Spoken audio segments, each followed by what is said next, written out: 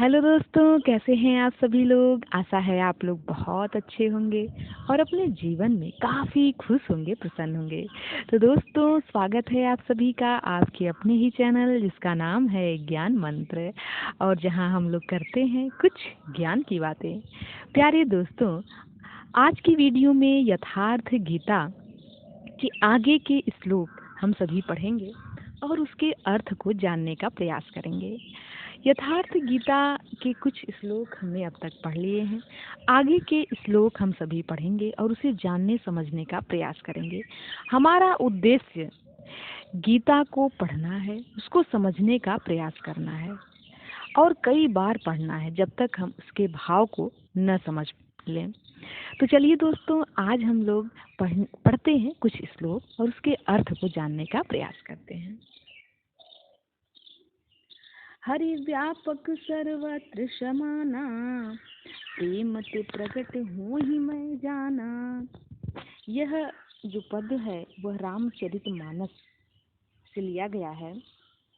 आगे है कि अनंत विजयम राजा कुंती पुत्रो युधिष्ठिरः, नकुलः सहदेवश्च सुघोषमणि पुष्पकौ।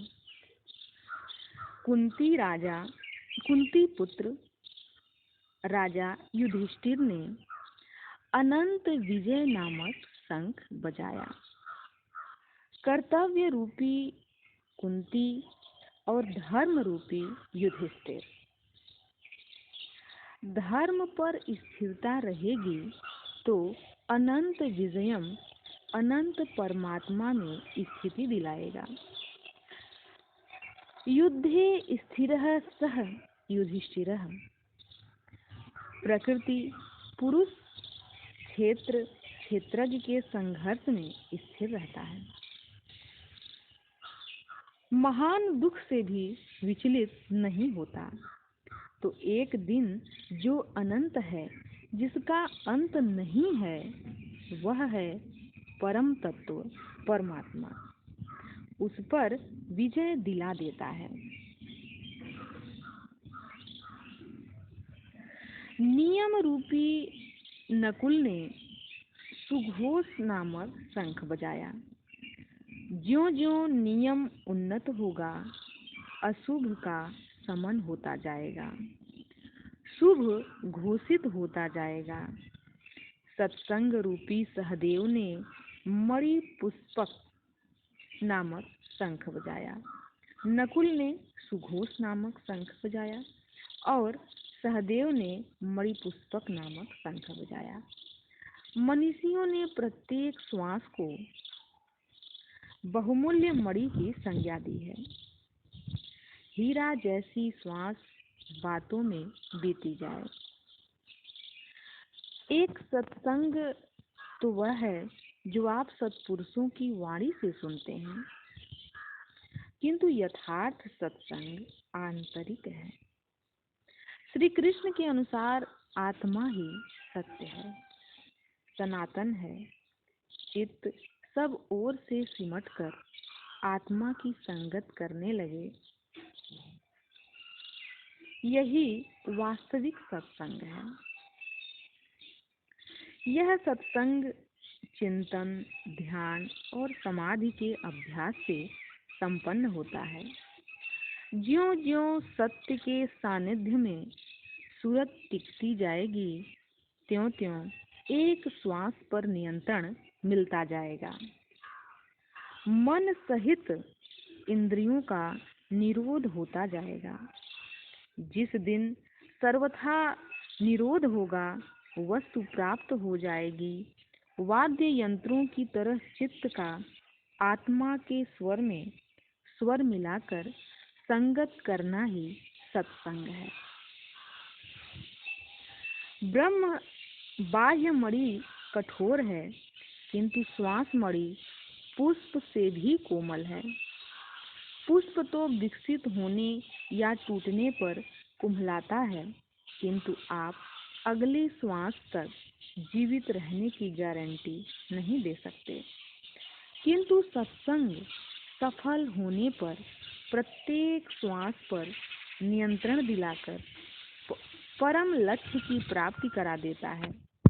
इसके आगे पांडवों की कोई घोषणा नहीं है, किंतु प्रत्येक साधन कुछ न कुछ निर्मलता के पथ में दूरी तय करता है। आगे कहते हैं,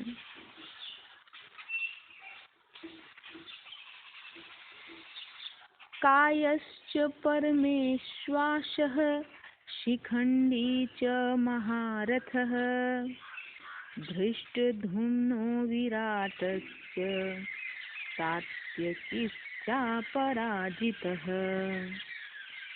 काया रूपी काशी पुरुष जब सब ओर से मन सहित इंद्रियों को समेट कर काया में ही केंद्रित करता है तो परम ईश में वास का अधिकारी हो जाता है। परम ईश में वास दिलाने में सक्षम काया ही काशी है।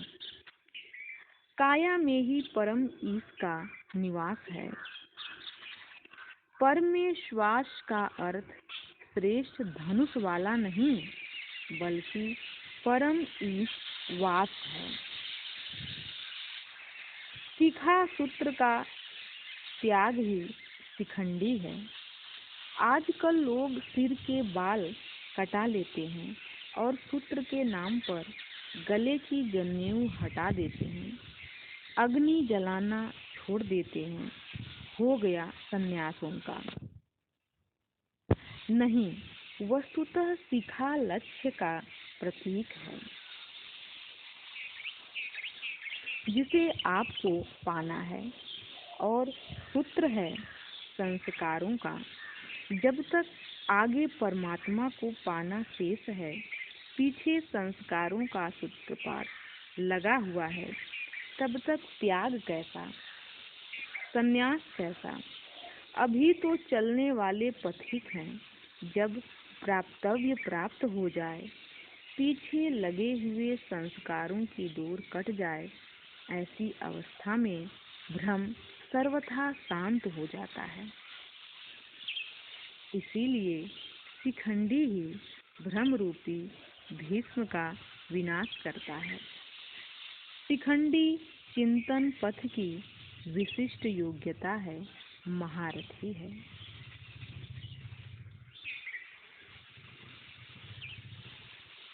धृष्टद्युम्न, जिसका अर्थ है दृढ़ और अचल मन।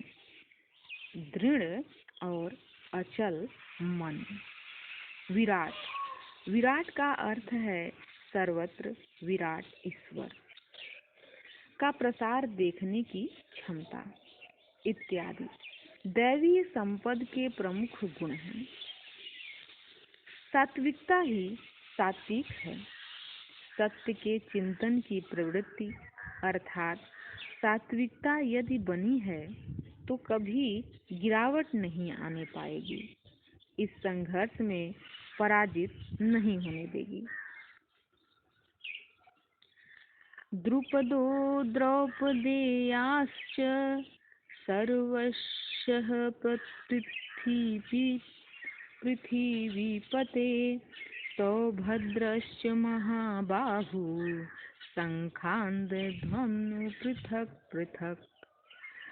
अचल पददायक द्रुपद और ध्यान रूपी द्रौपदी के 5 पुत्र सहृदयता, वात्सल्य, लावण्य, सौम्यता, स्थिरता इत्यादि साधन में महान सहायक महारथी हैं तथा बड़ी भुजा वाले अभिमन्यु, इन सब ने पृथक पृथक शंख बजाए। भुजा कार्य क्षेत्र का प्रतीक है। जब मन भय से रहित हो जाता है तो उसकी पहुंच दूर तक हो जाती है। जब मन भय से रहित हो जाता है, उसमें भय न हो, तो उसकी पहुंच क्या होती है? बहुत दूर तक हो जाती है। ये राजन, इन सब ने अलग अलग शंख बजाए। कुछ न कुछ दूरी सभी तय कराते हैं। इनका पालन आवश्यक है। इसीलिए इनके नाम गिनाए। इसके अतिरिक्त कुछ दूरी ऐसी भी है जो मन बुद्धि से परे है। भगवान स्वयं ही अंतःकरण में विराज कर तय कराते हैं। इधर दृष्टि बनकर आत्मा से खड़े हो जाते हैं और सामने स्वयं खड़े होकर अपना परिचय करा लेते हैं। सह घोषोधार्त राष्ट्राणां हृदयानि व्यदारयत् नभस्य पृथिवी चैव तुमुलो व्यनुनादयन्। उस घोर शब्द ने आकाश और पृथ्वी को भी शब्दायमान करते हुए धृतराष्ट्र पुत्रों के हृदय विदीर्ण कर दिए। सेना तो पांडवों की ओर भी थी, किंतु हृदय विदीर्ण हुए धृतराष्ट्र पुत्रों के। वस्तुतः 5 जन्य दैवी शक्ति पर आधिपत्य, अनंत पर विजय, अशुभ का समन और शुभ की घोषणा धारावाही होने लगे तो कुरुक्षेत्र आसुरी संपद बहिर्मुखी प्रवृत्तियों का हृदय विदीर्ण हो जाएगा। उसका बल समय समय क्षीण होने लगता है। सर्वथा सफलता मिलने पर मोहमयी प्रवृत्तियां सर्वथा शांत हो जाती हैं।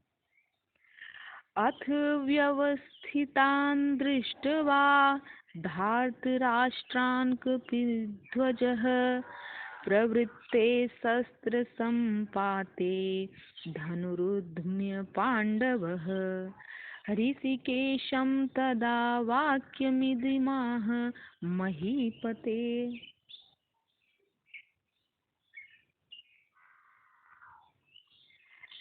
अर्जुन उवाच। अर्जुन क्या कहते हैं? सेनयोरुभयोर्मध्ये रथं स्थापयमे अयुच्युत। संयम रूपी संजय ने अज्ञान से आवृत मन को समझाया कि हे राजन, इसके उपरांत कपिध्वजः वैराग्य रूपी हनुमान वैराग्य ही ध्वज है, जिसका ध्वज राष्ट्र का प्रतीक माना जाता है। कुछ लोग कहते हैं कि ध्वजा चंचल थी, इसीलिए कपि ध्वज कहा गया, किंतु नहीं, यहाँ कपि साधारण बंदर नहीं, स्वयं हनुमान थे। उन्होंने मान अपमान का हनन किया था। सममानी निरादर आदरहीन प्रकृति की देखी सुनी वस्तुओं से, विषयों से राग का त्याग ही वैराग्य है। अतः वैराग्य ही जिसकी ध्वजा है। उस अर्जुन ने व्यवस्थित रूप से धृतराष्ट्र पुत्रों को खड़े देखकर शस्त्र चलने की तैयारी के समय धनुष उठाकर ऋषिकेशम, जो हृदय के सर्वज्ञाता हैं, उन योगेश्वर श्री कृष्ण से यह वचन कहा। श्री अर्जुन ने श्री कृष्ण से क्या कहा कि हे अच्युत, जो कभी च्युत नहीं होता, हे अच्युत, मेरे रथ को दोनों सेनाओं के बीच खड़ा करिए। यहाँ सारथी को दिया गया आदेश नहीं, इष्ट से की गई प्रार्थना है। किस लिए खड़ा करें? यावदेतान् निरीक्षयहं योद्ध कामनवस्थितान् कैमर्या सह योद्धव्यमस्मिन् रणसमुद्यमेः। जब तक मैं इन स्थित हुए युद्ध की कामना वालों को अच्छी प्रकार देख न लूं कि इस युद्ध के उद्योग में मुझे किन किन के साथ युद्ध करना योग्य है, इस युद्ध व्यापार में मुझे किन किन के साथ युद्ध करना है। तो ऐसा जो है अर्जुन श्री कृष्ण से कहते हैं कि मुझे बीच में खड़ा करिए और मुझे देखना है कि मुझे